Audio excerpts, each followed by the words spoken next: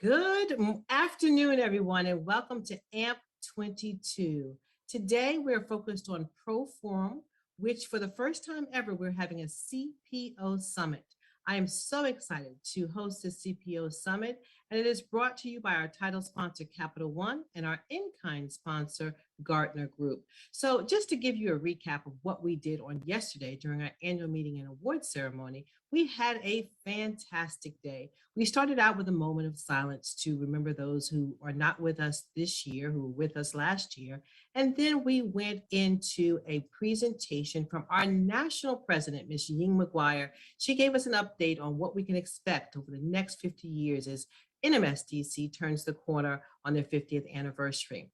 And then Ruben and I, we covered the financials and the achievements of CVMSDC over 2021.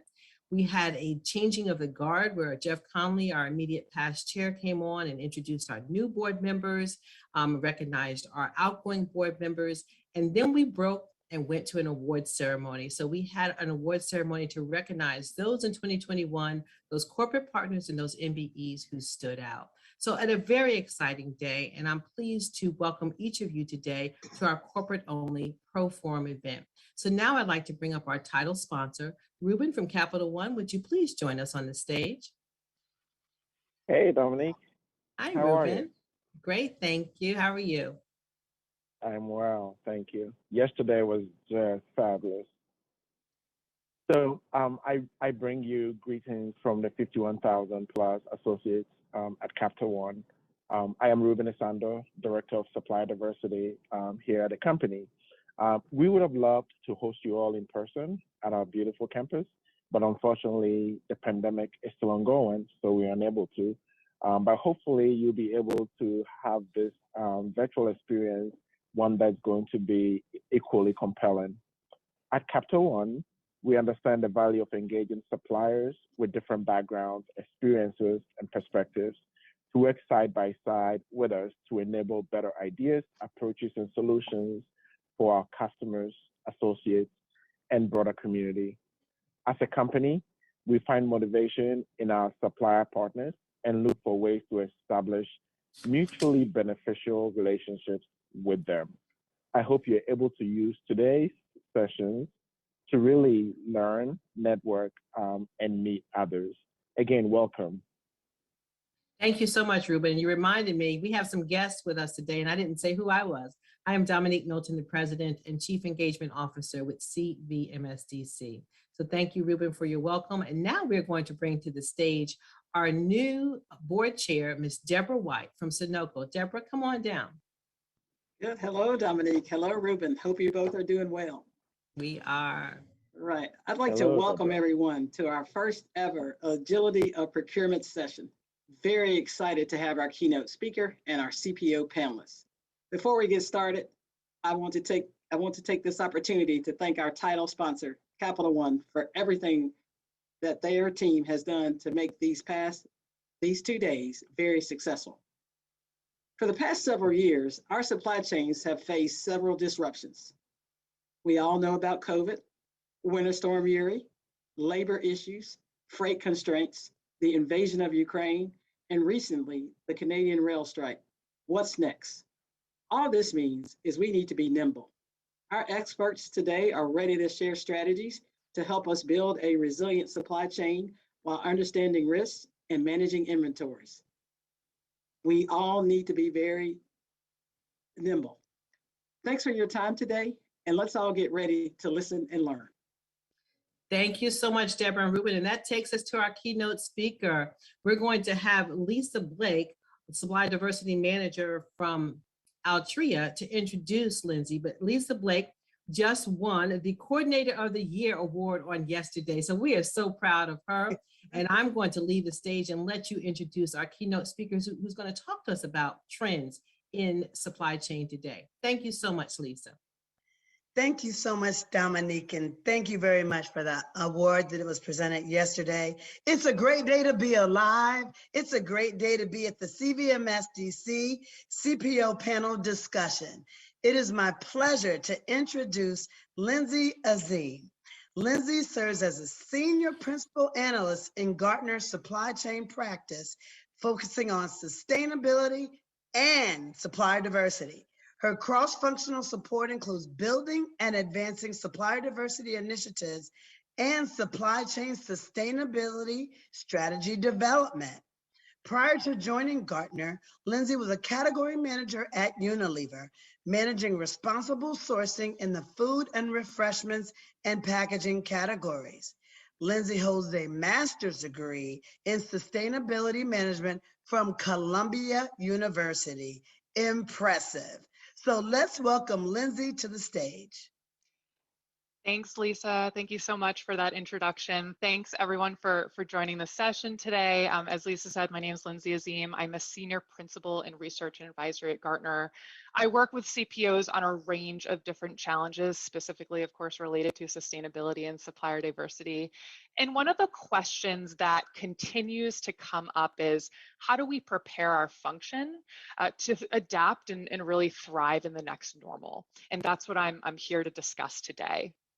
So if you skip to the next slide, this really is a challenge for procurement leaders across industries. Because in the past, we used to have clear priorities. Our primary focus was on strategic sourcing activities. Our value was in cost, quality, and delivery. Everything else on the periphery was secondary, to those main objectives. We could have an eye on sustainability, supplier diversity, and risk, but it wasn't our primary value proposition. So if we go to the next slide, over the recent years, that picture has really evolved. The demands of the business have increased, and we're a more strategic function. Now procurement finds it a little bit more difficult to determine that list of priorities and strategic objectives. Everything is important. And when we go to our business partners and ask them, what are your priorities? They'll all have different opinions on those objectives. ESG and supplier diversity goals are now expected to be delivered in part by procurement and embedded into strategic sourcing activities and brand impact activities, supplier relationship management priorities that you see here.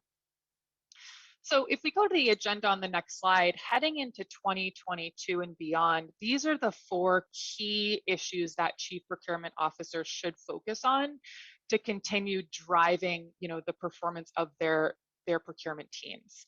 In this presentation, we'll explore each one of these issues, focusing on key trends shaping the narrative, the challenges they pose, the actions that we can take, and also how are these trends going to impact our supplier diversity programs and how we engage with diverse suppliers. The risk landscape is changing dramatically. Risk is faster, more impactful, more pervasive than ever. How can we insulate our organizations from persistent high impact risk events and work with our suppliers to be more proactive? The past several years, if we go to the next slide, have been marked by larger, unfamiliar, more impactful risk events. Some of these have already been touched on. We've experienced trade wars, Brexit, the pandemic, record-breaking climate events, massive protests. This was published just in December. The Russian invasion of Ukraine isn't on here. So organizations are really battling with the frequency of these events. No sooner are we through one event when suddenly the next one hits. There's no hiding from these. And we really, as a procurement organization, we haven't had to prepare for them in the past. There's no playbook to help us navigate through these challenges as they arrive. And what makes this even more challenging is that we're working differently than with our supply base than ever before. If we go to the next slide here, we see that there's been a really big shift related to our increased reliance on third parties and diverse suppliers to support our organizations. On the left here, the data shows that about 7 out of 10 procurement professionals agree third parties are performing new in kind technology services. In the middle, and on the left here, the same amount of procurement professionals say third parties are providing services outside of our core business model, increasing that dependency. And we're looking more and more to small startups or innovative businesses that are motivated by growth. So maybe they could lack proper risk management. And these could be diverse suppliers across multiple categories of spend. There's also changes happening across the third-party network that we're showing on this right-hand graph here. 2/3 of procurement professionals indicated greater variability in the third-party network. The same number said that now we're using 4th and 5th tier suppliers. It's a question we get all the time. How do we manage that nth tier? How do we increase visibility? How do we capture tier 2 spend on supplier diversity data? And then to top it all off, the entire network of third parties we work with has greater access to our data than ever before. So in 2020, what we did was we studied over 200 procurement organizations that are managing these risks. And what we found, if we go to the next slide, is that companies are mostly investing in comprehensive due diligence. But it didn't provide the lift that we need to better identify emerging risks. 7% correlation between comprehensive due diligence and the ability to identify emerging risks is nominal at best. Nearly every procurement professional said that they invest in due diligence, also said that they're identifying third-party risk after this process is completed. It's like saying 97% of sports injuries happen while the game is being played. Well, of course they do. There aren't many risks that we're seeing in the locker room during the pregame. So this absolutely makes sense. The second bar here shows that there are also investments in tech-enabled reporting. This provides a small lift to better identify emerging risks across our third parties, but the data's lagging. It doesn't keep up with fast-paced changes in the risk environment, and vendors mostly focus still on those traditional risks. So, what we found in this study is that these are still important, but there's a third element that's missing here, and that's business-led detection. It provided the biggest lift at almost 20%. And we equip the business, it's where we equip the business to know how to look out for those signals that a risk is coming in the near future. So I'll show you on the next slide. We profiled during the study a company. We suited them today as Fourth Wire, but their procurement teams provided their business with a lot of tools to help with business-led detection. So let me break this slide down for you if I start at the top. Procurement completes the sourcing process and the due diligence necessary to onboard a new supplier. Then once the contract is signed, it's usually thrown over the fence to the business and we're on to our next sourcing initiative. We often treat third-party risk as two separate work streams. We have pre-contract on the left and post-contract on the right, with little coordination between the two. So at this organization, they developed a due diligence handoff period in the pink box. The concept is really simple. On the left, procurement created a checklist for what actions to take in getting the business up to speed on what was included in due diligence, where they mapped out where residual risks may remain. And then procurement actually stayed involved post-contract to draw attention to critical terms and conditions that needed to be monitored on an ongoing basis. All the information collected during due diligence informs the ongoing monitoring of risk during the relationship. This is going to be really critical with diverse suppliers. Two big things. We have to break down business partner bias. Show them that diverse doesn't necessarily mean more risk. In some cases, it will, but we're also showing them we now have a multi-pronged approach to managing it.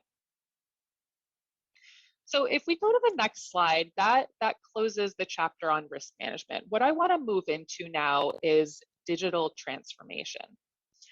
2022 is on pace to be the most investment in technology ever. How do we ensure that we're investing in the right procurement technology capabilities? And how do we maximize our return on our digital investments?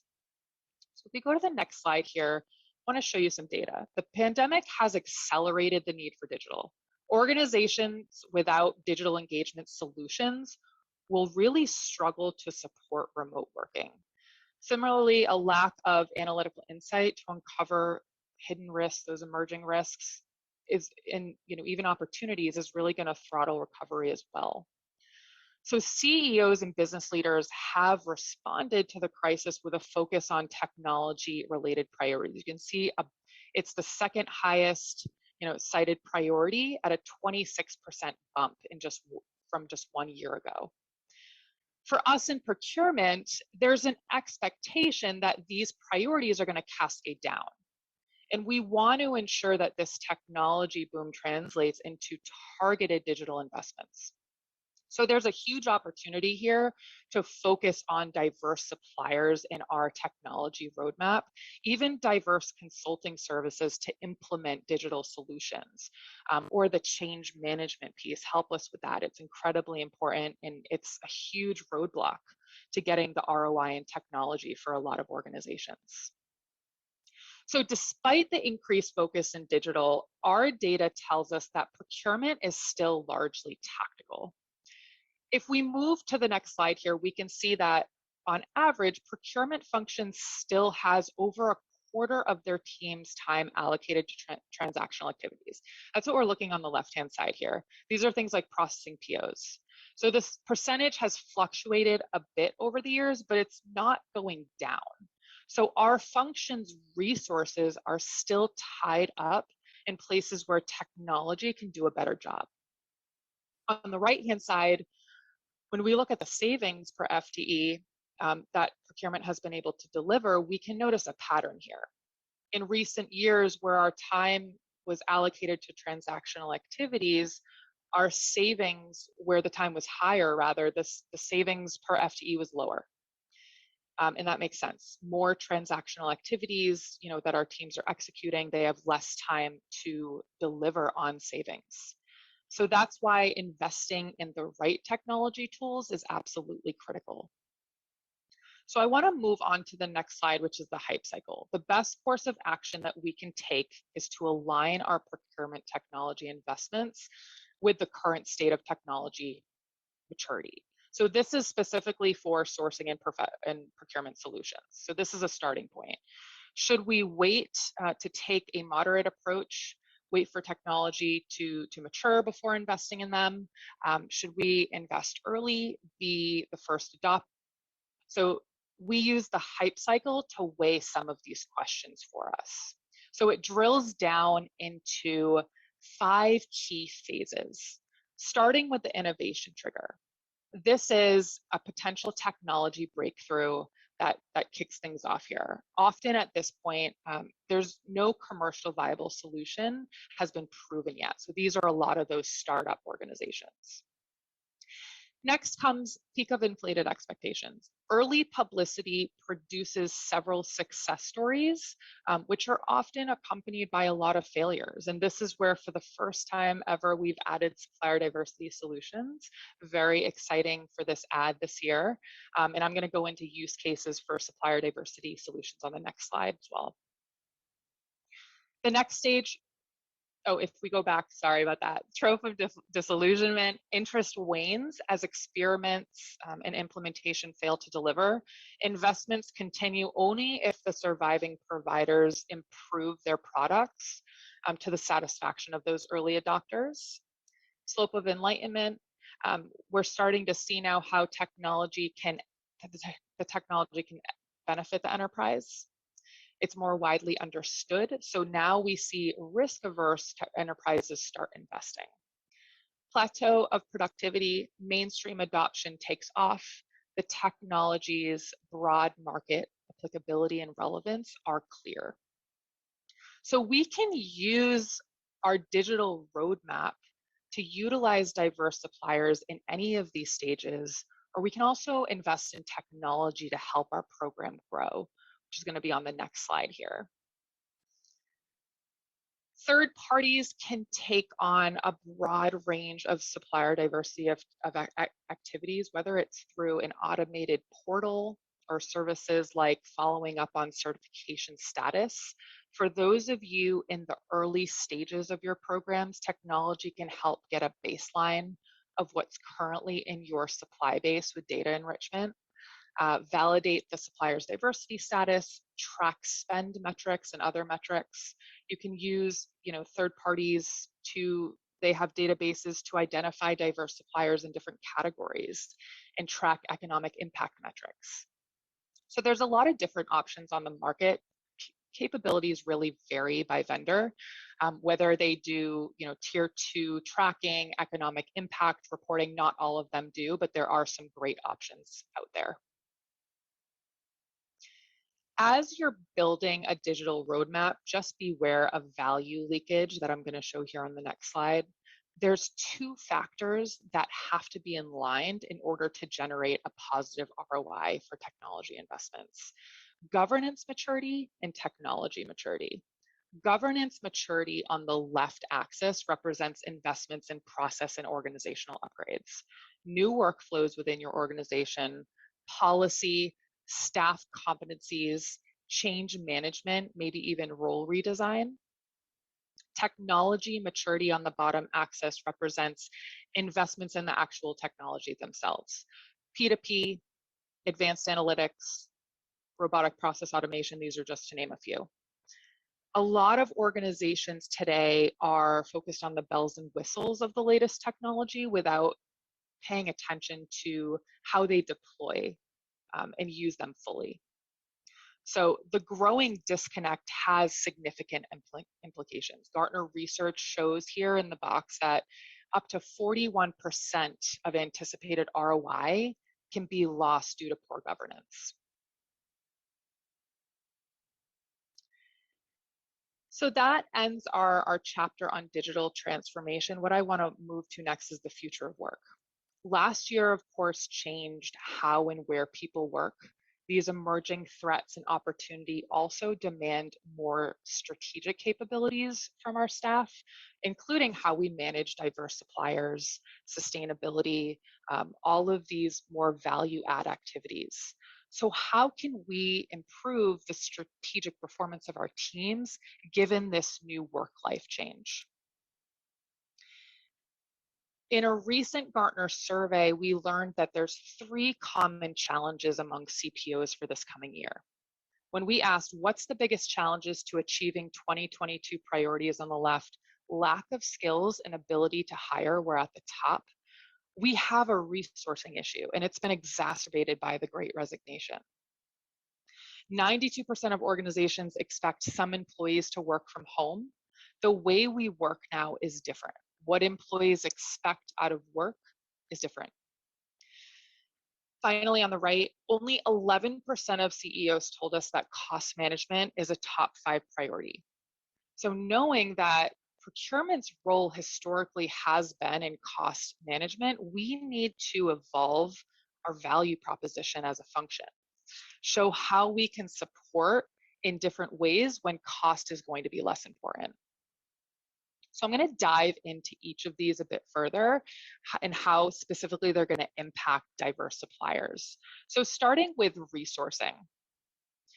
Now we're taking a look, if we move to the next slide, specifically at our supplier diversity programs. Starting on the left, we can see that we still lack a mature identification process. In the middle here, it could be that we aren't resourced for long-term growth. A lot of those early stages are in identification, but it's rare that we find organizations with 1 FTE dedicated to supplier diversity. And also, it's not part of company culture. That's all the way to the right-hand side. So in reality, we're setting up these programs. We've seen more programs launched in the past year than in the past 5 years combined, but we aren't yet resourced to deliver on expectations that we set for our programs. If talent is already an issue in procurement, supplier diversity programs are feeling it as well. And so are our diversifiers. So we really need to try to make more of an effort to bake supplier diversity into our culture, into existing process, and we need to use our entire ecosystem, which I'm going to touch on in a bit. So the next challenge here is in employee value proposition. So organizations have traditionally seen work and life as separate parts of a person's experience. This notion has been challenged as we've gone from work-life separation to now work-life balance to work-life integration. Ultimately, trying to separate work from life is impossible because many of us now work where we have family, friends, our personal hobbies. Once organizations start to think about work as one of the many aspects of employees' life, they can design the organization to be more accommodating. Part of this is going to be to design more roles on what employees are passionate about, really leveraging their unique skills. In a lot of organizations, this includes things like supplier diversity and sustainability initiatives. At our suppliers, there also has to be proper infrastructure in place to avoid the risks that we spoke about in the first section today, because they might be working all over the place as well, including with some of our diverse suppliers. So remote work is taking a much bigger role in those due diligence checks. So lastly, I want to touch quickly on the problem of strategic staff. We discussed the strategic shifts in procurement, the emerging risks that we have to monitor. This past year, we looked at a variety of skill sets to manage these shifts in a survey of 193 procurement people manager, and learned that there was an increased demand across a whole range of competencies. Social and creative competencies at the top here, collaboration, intellectual curiosity. 63% said it's more important. Business acumen, understanding our business, problem solving, being able to understand the impact of external trends on our organization. 6 in 10 saying it's more important. Data and technology. This incorporates things like the ability to analyze and interpret data, to use technology to help save time and effort. 58% report this had an increase in importance. And yet, when we look at our staff's ability to display these skills, we can see that we're not able to consistently demonstrate them. So we've grouped these skills together and matched them to the left using those colors. For each of these, only 40% of respondents or less tell us that staff are able to frequently demonstrate this skill when required. So we need skills within our organization to help us move the needle, but we can also leverage the unique skills of our diverse suppliers to bridge some of these gaps. It's going to involve closer collaboration, more trust, and more capability building in a lot of cases, not just webinars, those traditional ways to educate. Everyone has unique styles for learning, so we can also leverage mentoring as well, and I'm going to touch on that a little bit later. A couple of solutions here, specifically related to resourcing. The next 2 examples are from companies who needed to get a bit creative with their resources and leverage passionate employees to keep momentum going in supplier diversity. This is an example of a financial services company in South Africa who used a rubric to identify which strengths in a corporate sponsor were most important for their supplier diversity program and the influence this individual had. They wanted to prove to business partners that supplier diversity really does impact the bottom line. So they decided the CFO was the best sponsor to drive that message. This might look differently at your organization, but having a corporate sponsor is going to be key for that messaging and culture building. Sponsors don't have to stop at the C-suite though. There are employees throughout your organization who are passionate about diversity and want to do something meaningful outside of their day-to-day. You can have these individuals at all levels be part of a champion program or an ambassador program, if you want to call it that. The right-hand map is from a global technology company. So they have volunteers in different regions who gain knowledge of suppliers in local markets, gain knowledge of legislation. They can also be in different business units to help build awareness, get a better understanding of the business need, what diverse suppliers exist in certain categories. So champions are going to be your boots on the ground, really, really key for embedding diversity into your culture. And also for those of us who just don't have the business case yet to add additional FTEs to our program. So lastly, I want to touch on a solution for hybrid work. So how do we make this shift from going in office to more hybrid? Progressive organizations are moving away from office-centric design to a human-centric design. An office-centric model is designed with location at its core. A human-centric model is designed with the individual at its core. In the hybrid environment, we move fluidly between locations. A human-centric model is a better fit for an environment in which the individual, not the location, is going to be the stable pillar. So there's 3 key shifts. First, make it a goal to provide flexible work experiences instead of consistent work experiences. Everyone's experience is different, and what employees need from their employers is really going to vary. Second, make collaboration intentional instead of accidental. As new generations come into the workforce, as technology changes how individuals communicate, collaboration needs to adapt. Those water cooler conversations no longer exist. Lastly, leadership needs to move away from visibility-based management towards empathy-based management. In empathy-based models, employee outcomes matter more than how or when they get their work done. Now I want to move on to the last section here on responsible sourcing. Stakeholder expectations of our business on environmental, social, and governance issues is growing. These expectations now shifted and require organizations to focus not only on their own operations, but on the operations of their supply chain. So if we move to the next slide here, our research told us that 93% of organizations are planning to invest in responsible sourcing within the next 18 months. This is a huge number. This creates a challenge for procurement leaders, as many of them are still relying on supplier code of conduct. So they ask suppliers to acknowledge and hope suppliers deliver on some of these expectations with responsible sourcing. So there's 2 things that are going to have profound impact on how procurement operates within this space. The level of due diligence. Having a supplier code of conduct is just not enough. We have to operate under the assumption that there are probably issues in our supply chain, and diverse suppliers also have to invest in due diligence for their own supply chains. So we have to pass that expectation on to them.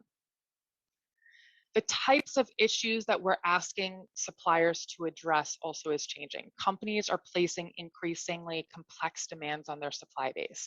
Collect GHG emissions, put improvement plans in place. Sometimes suppliers are unwilling or unable to support. So we need to change how we're engaging suppliers. So the topic of responsible sourcing is a complex one, but here's a simple approach to think about this. It's really about the outcome your organization is looking to achieve. So we think about this in terms of ambition, which you see on the left-hand side here. Starting at the bottom with risk avoidance, compliance is really everyone's job. We're making sure that our suppliers don't have, forced labor in their supply chains so that they're not going to go out of business and we're not going to add risk of supply continuity. We think about, are they all paying a minimum wage? When we get to the next level at market differentiation, we start to take more of a stakeholder view. So if compliance is paying that minimum wage, market differentiation is paying a living wage. So we're now starting to think about the livelihoods of our suppliers, their workforce, and starting to take on a materiality approach. So, we see suppliers and organizations across all different levels. We sit mostly in market differentiation. GHG emissions, of course, is going to be a huge topic. At the top level of maturity where we're having the most positive impact, this is ecosystem enablement. So we're taking really big issues within sustainability, deforestation, circular economy. We can't move the needle on these alone.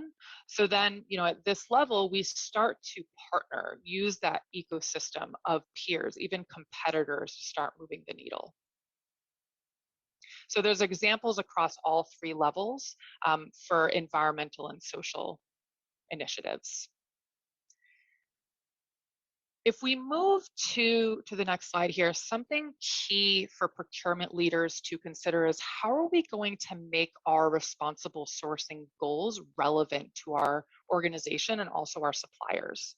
So I have a couple of examples here on the right-hand side. Vodafone did purpose-led RFQ process. They introduced it in October of 2020. So all suppliers underwent a mandatory evaluation on their approach to environment and diversity. What they had was, and they still have this, suppliers can select from a list of multiple initiatives that they're doing and planning to do in the next 12 months. The more they select, the higher their score.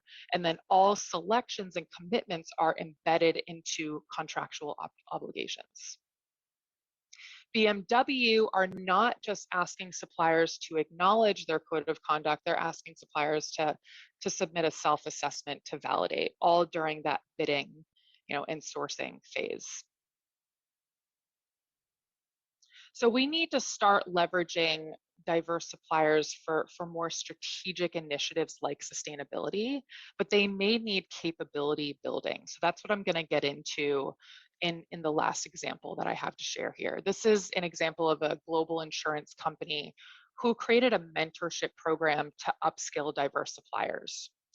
And the problem is that the root of our challenges with using diverse suppliers more strategically is really business partner perception.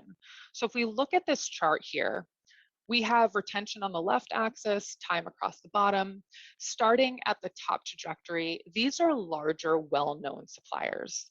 The business is already comfortable working with them. They have demonstrated capability. Over time, larger contracts allows us to leverage volume, get bigger savings, and we see procurement putting more resources into these suppliers. On the bottom line here, in many cases, diverse suppliers don't stand a chance against larger suppliers because they start out on smaller, more tactical contracts. We don't see a significant savings. Over time, support teams get reallocated to a tier 1 or tier 2 suppliers, and they're less likely to get renewed. So if we move to the next slide here, this is just an excerpt from a larger case, but what this organization did is they created a mentorship program that incorporated the business, gave diverse suppliers a chance to increase their influence. So we see the traditional approach on the left, that's a one-to-one mentorship. What this company did is they changed diverse supplier cohorts every 12 months. This was a mix of both current and prospective suppliers. Mentors were senior decision makers that were able to connect suppliers to multiple business units depending on where they needed development the most. They received really targeted and expert advice, and the supplier at the same time was expanding their influence. And this also, this connect or mentorship model reduced the time burden on mentors as well. At the end of the cohort, if the organization didn't have an immediate business need for the diverse supplier, they use their ecosystem to help the supplier win new business. This could be, speaking at some of their networking events on these diverse supplier capabilities, asking suppliers if there's subcontracting opportunities. There's really a range of opportunities that we can take. So the purpose of this is to just understand, and what this company did is they knew that adding competition, increasing capabilities of these diverse suppliers was really a win-win for everybody. And they saw really incredible results from their mentorship program, including just breaking down those biases from the business and growing, growing capabilities, but also growing contracts as well. So that is the meat of what I had to share today. I have a summary of all of these priorities that I provided for you, just some actions to take here, specifically with diverse suppliers in your supplier diversity programs. Take a multi-pronged approach to risk, leveraging the example that I shared. Expand your use of diverse suppliers to support your digital transformation. This can be in technology companies that are diverse owned, but also, in consulting services as well. Create a champion program, get boots on the ground throughout different regions, throughout different business units. Leverage the unique skill sets of diverse suppliers if we're lacking any within our procurement organizations. And then focus on retention activities like mentoring to increase use of diverse suppliers. As procurement leaders, we really have an exciting road ahead. The pandemic has propelled the procurement function into the spotlight. We're no longer just signing contracts, getting savings for our organization. Today and in the future, procurement leaders will support a wide range of strategic objectives. And supplier diversity it's an economic imperative. And we need to build capabilities of our diverse suppliers so that we can take them on this road with us and really, make sure that we're strategic here in the future. Thank you all for attending. I'm going to open this up to Q&A now. Thank you so much, Lindsay. Phenomenal job. And you really nailed it because you pretty much answered all the questions that we had come in from our corporate partners up front. But I love the way in which you broke it down into 4 components: the risk management, digital transformation, the future of our work, and responsible sourcing. So all of the trends that we looked at and the areas that you covered, what do you see as the greatest impact to diverse suppliers in particular? Definitely just probably the first section, risk, disruption, the rate of disruption increasing, in frequency. It's hard to keep up. It's also the shift from our organization and these disruptions from efficiency and cost to really agility and resiliency. We have a much greater dependence on suppliers, as I showed in some of the data. It's a real opportunity for diverse suppliers, but we also need to make sure that the capability is there. And we're doing the proper due diligence, making sure that they're not opening us up to more risk. Excellent, excellent. I love the example that you gave by providing that bridge between onboarding and the workflow, right? So when that bridge is there, you reduce the gaps and you increase the stability of that new supplier coming on board. So I love that. That is excellent. Also like to talk about entire ecosystem, right? You have to have a corporate sponsor that needs to come from the C-suite, but then you also have to have champions throughout the organization. What would you say are the 2 things that CPOs can do to improve the diversity of their supply chains?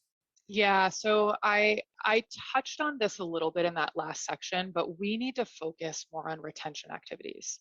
Identification is important. It's a lot of what you need to do in the beginning of your supplier diversity programs, but identification without retention, mentoring, capability building, it's a leaky bucket. So it's hard to keep up if we're constantly having to backfill our supplier diversity programs. And also just changing some of our RFP and RFQ, processes that make it a little bit easier for diverse suppliers to compete, building equity into our process. Excellent, excellent.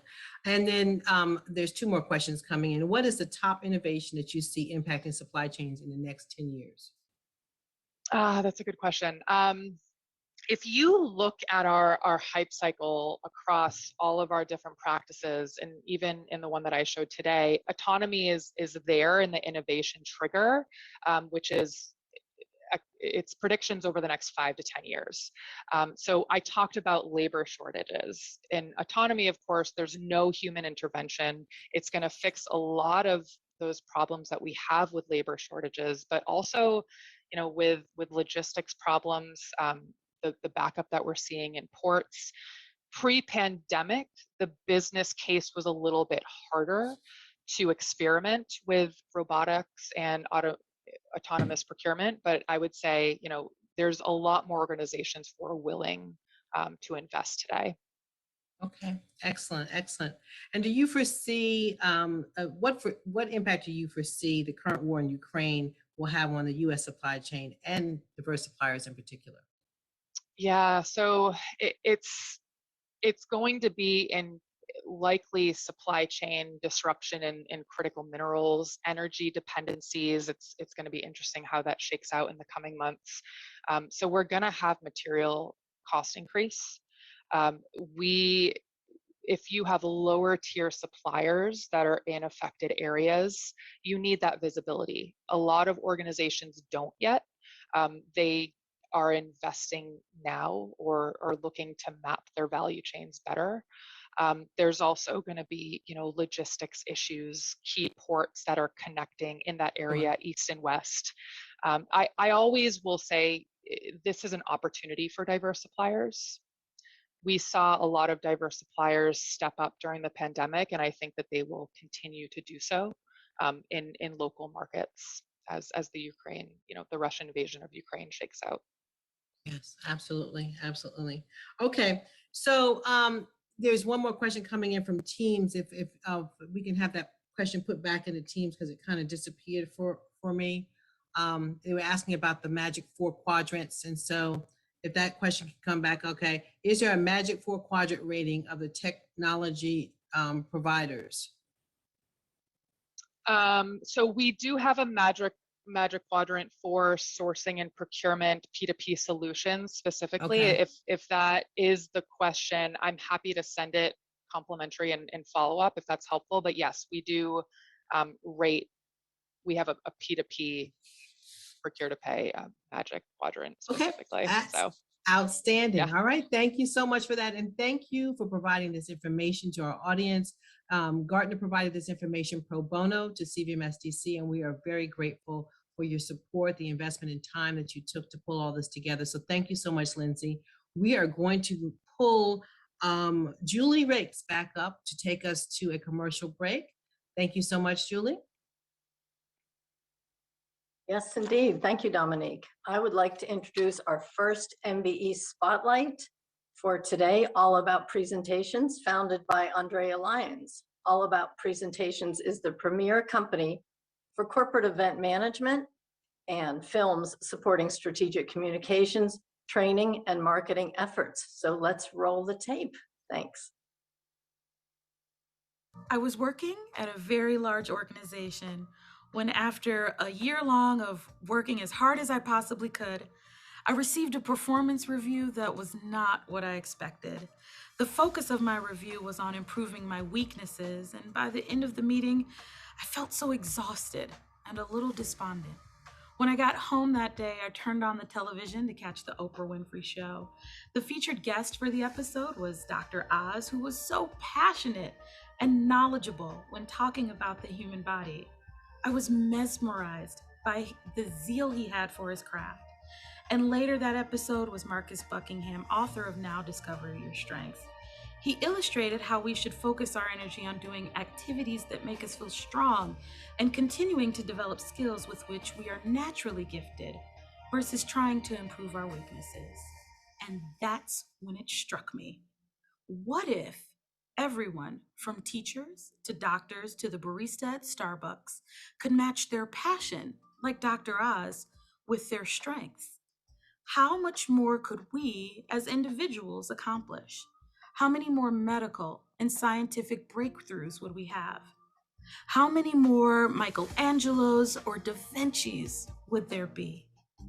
I believe that each of us is called to serve a purpose greater than ourselves. We are all born with a unique set of skills and gifts that, when activated, make us unstoppable. My name is Andrea Lyons, and I am the founder, CEO, and executive producer at All About Presentation. I founded this company in 2007 to align my gifts with my passion. I'm in the business of helping organizations educate, engage, and connect with their teams and community through events and video storytelling. We've produced over 1,500 events, designed the event experience for over 350,000 event attendees, and managed over $75 million of spend for clients that represent a variety of industries from banking to government and crisscross the globe from Rhode Island to South Korea. While there is a lot to be grateful for, the pandemic was very tough. However, relief came when I had an opportunity to be part of the Capital One mentorship program, which helped us to reframe, realign, and refocus. Since March of 2020, our company has built a film studio that includes a rooftop studio space with sweeping 180-degree downtown city views for outdoor shoots. The purpose was to support our clients in a virtual environment. As a result, our team has tripled in size. I'm excited about the future of our company and am particularly grateful to Capital One for being a stalwart supporter of small, women, and minority-owned businesses.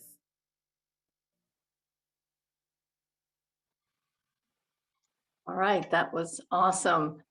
We are now going to take a break. It looks 12:55 on my computer, so we will be back here for our panel at 1 o'clock. So see you then.